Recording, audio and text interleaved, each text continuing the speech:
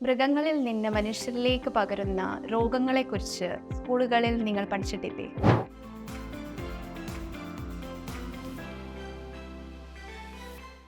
എല്ലാവർക്കും നമസ്കാരം. ഞാൻ doctor NG. Jacob, Metropolis health കെയറിൽ കൺസൾട്ടന്റ് പത്തോളജിസ്റ്റ് ആണ്. ഇന്ന് നമുക്ക് എലിപ്പനി എന്ന മാരകമായ രോഗത്തെക്കുറിച്ച് സംസാരിക്കാം. ലെപ്റ്റോസ്പൈറ എന്ന ഇനം ബാക്ടീരിയ മൂലമുണ്ടാകുന്ന അണുബാധയാണ് ലെപ്റ്റോസ്പൈറോസിസ് അഥവാ എലിപ്പനി. ഇതൊരു മൃഗജന്യ രോഗമാണ്.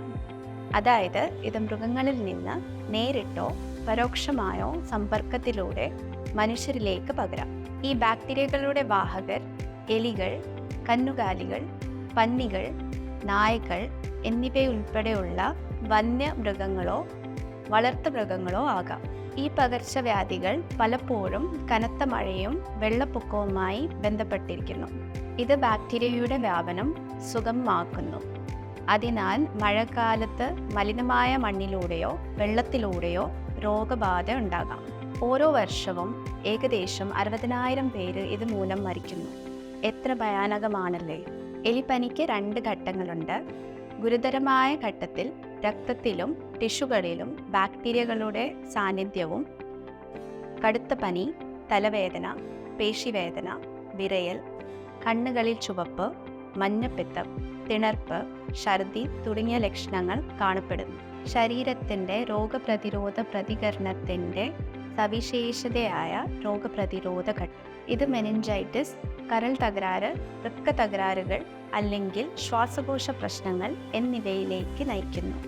ഇത് കുറച്ച് ദിവസം മുതൽ നിരവധി ആഴ്ചകൾ വരെ നീണ്ടു നിൽക്കാം. മികച്ച പ്രതിരോധത്തിനായി ഓർമ്മിക്കേണ്ട ചില കാര്യങ്ങൾ ഇതാ. കനത്ത മഴയ്ക്ക് ശേഷം മലിനമായ വെള്ളത്തിൽ നടക്കുകയോ ചെയ്യുന്നത് ഒഴിവാക്കുക.